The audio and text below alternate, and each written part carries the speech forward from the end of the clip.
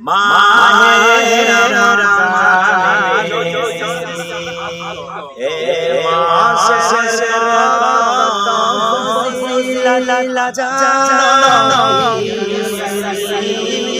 জানি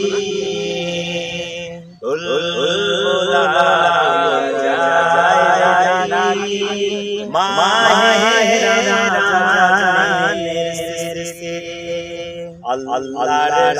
সেই পবিত্র কালাম মহান আল-কুরআন মহিমা এ মাসে হয়েছে